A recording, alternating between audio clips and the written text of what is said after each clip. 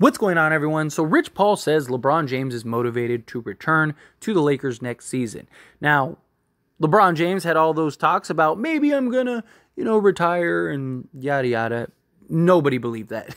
Nobody thought that, right? Nobody really believed LeBron James was going to retire.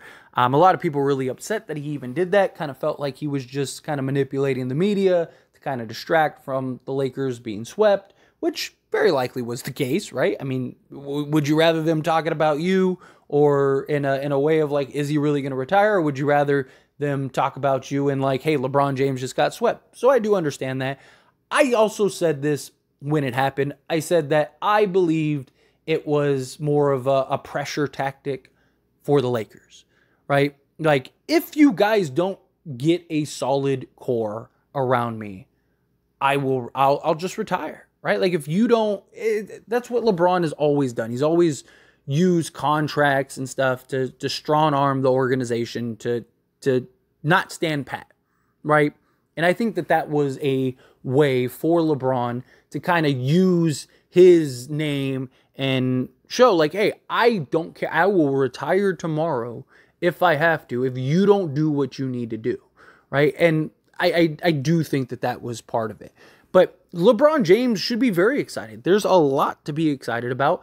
Also, we got reports that health-wise, LeBron James and Anthony Davis seem to be good. All seems to be right. So that's a good sign because there's been a lot of questions about, like, has LeBron gotten foot surgery? Did he not get surgery? Is he somewhere in between? What is going on? He's out coaching with his son. Where's all the workout videos that LeBron's usually posting and whatnot? We got the reports from Rob Pelinka that, hey, LeBron has been working behind the scenes. He's working out. He's doing his usual stuff. But, usually he's a guy that posts all that stuff. So it's like little weird. Put your tinfoil hat on and come to the conclusion that you think you can come to. But it's good to hear that, like, hey, he seems healthy. He seems right. Assuming the reports are real, that he seems healthy. He seems right. He's got, Rich Paul, his buddy and agent, that's like, hey, he's ready to go. He's excited. He's motivated. He's pumped.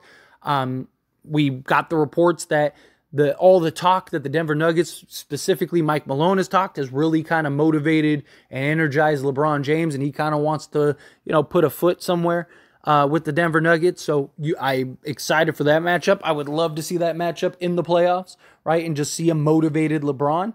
And who knows what would have happened if LeBron James wasn't dealing with like having one foot, right? Like if LeBron was a healthier, like if we had LeBron pre-injury, the Lakers might have won that Denver series. That entire series was decided by 24 points. You don't think the LeBron James that we saw earlier in the season could have made up those 24 points? Of course he could. He just wasn't as explosive and he just couldn't do what we were accustomed to seeing him do. And so there is, I think, motivation for him personally. I think there's motivation for, like, I was right there from another championship, because I do think if the Lakers beat Denver, they win the championship. So he probably feels that way too. You have all the talk, all the noise. You got, people doubting you, all that. And he's given the stamp of approval of the roster, right? That was something else Rob Pelinka touched on. And, I mean, he should. The Lakers went out and did a thing. For real, for real. I mean, they went and kept all the core guys that were very important, very impactful, and very significant during that big run for the Lakers and then into the playoffs. We got Rui, got Austin Reeves. They brought back D'Lo. They kept Jared Vanderbilt, right? Kind of trimmed the fat in the areas where guys weren't really helping and replaced them with other quality guys, right? Like, they got rid of Troy Brown. They got rid of, Mo Bamba. They got rid of Malik Beasley. Lonnie Walker, like those guys, and replaced them, Dennis Schroeder as well, replaced them with Gabe Vincent, Cam Reddish, Jackson Hayes. You also got Taurean Prince, right? Like those are all guys that are in many ways upgrades over the guys that we lost, right?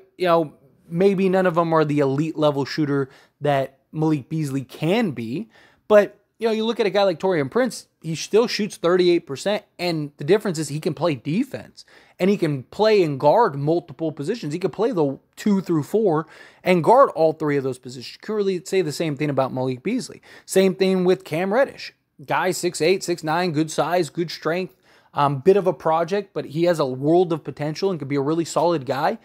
He's a guy that can give you 10 plus on any given night, can play the 2, 3, 4.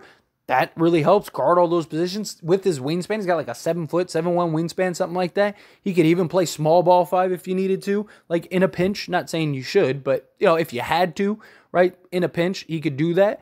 And then Gabe Vincent, I've already talked about him. I think he is the prototypical point guard next to LeBron, right? That guy that just is 3-and-D, can defend, but knock down the 3 ball. He didn't have a great regular season with Miami last year, but for his career, he's been 37%, and in the playoffs, he was great from 3. So if that can translate and bleed over, plus Austin Reeves and Rui Hachimura, if their success in the playoffs can kind of bleed over into the regular season, Lakers are going to be very good, very deep, very talented, and probably win a lot of games. Now, I don't think the Lakers are going to be like the 1 seed or anything like that, because one, I still think LeBron James and Anthony Davis missed 30-plus games.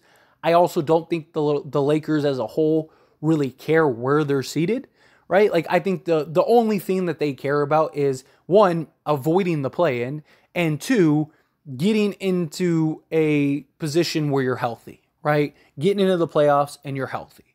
If the Lakers do that, then they can beat anybody, right? I mean, they already proved that they could beat anybody through this last run, and they've upgraded in many positions, provided more depth, more need, more shooting, more size, more defense. I mean, they're big.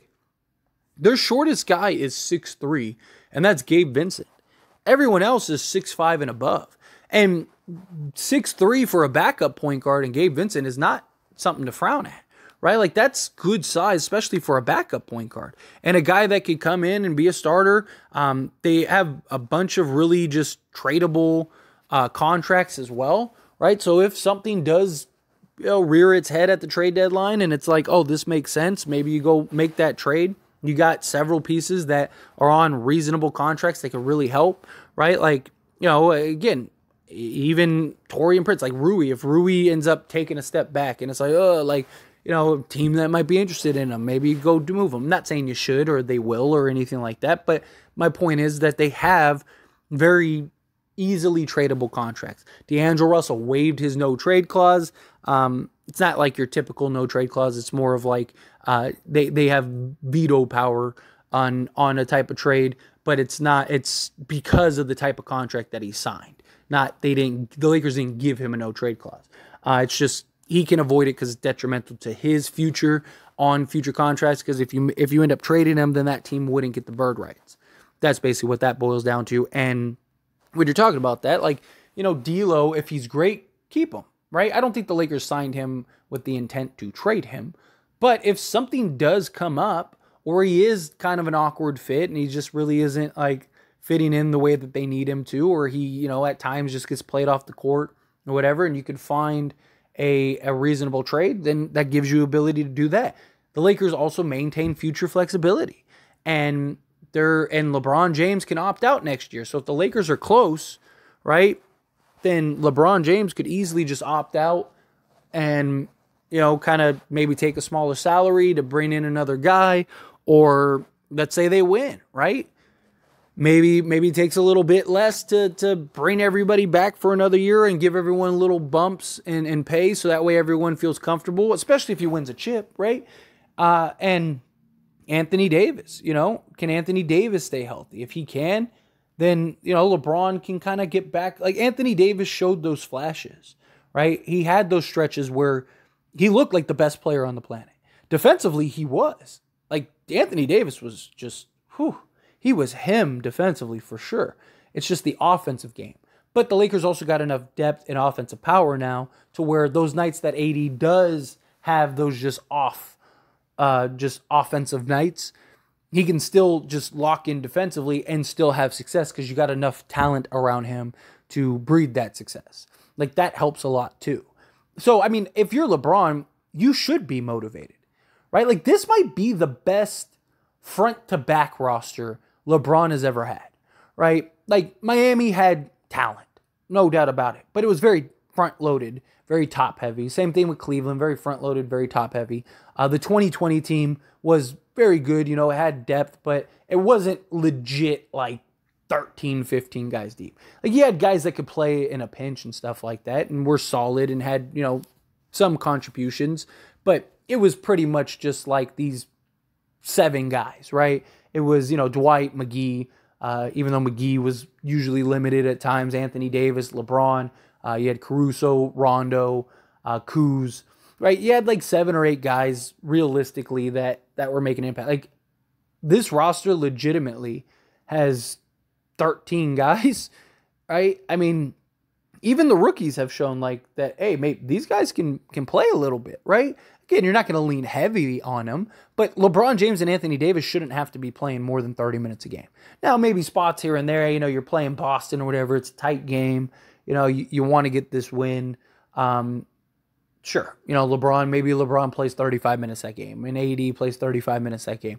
But for the most part, in and out throughout this season, there should be no reason for them to be playing heavy minutes whatsoever at all, right? They should be around 30, 32 minutes a game, no more than that. So LeBron should have a lot to be excited for, to be motivated for, and really feel like, all right, like this could be our year.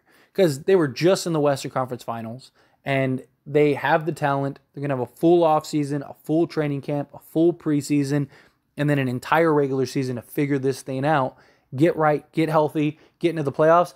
And I don't think there's very many teams, if any, that are better than them in the Western Conference and in the NBA period, right? I like how this team stacks up against everybody. Phoenix is still a real big question mark. Denver, they got worse. We'll see how much worse. I don't know, but at least at first glance, Green and Brown were significant for them, right? Those could potentially be huge losses. Even if they're not, I don't think they're unbeatable, right? Like, again, the Lakers were right there. Lakers were 24 points decided that entire series. If the Lakers closed out down the stretch, they could have easily swept. That was the difference. It's just Denver closed down the stretch, Lakers didn't. And we'll see. We'll see how it goes. But anyway, as always, this is a discussion, so I pass the question on you. Let me know your thoughts and opinions down in the comments below. What do you think? Should LeBron be motivated? Should LeBron be excited? Are you excited? Are you motivated for this season? How do you feel? Whatever your thoughts are, love to hear it. Let me know down in the comments.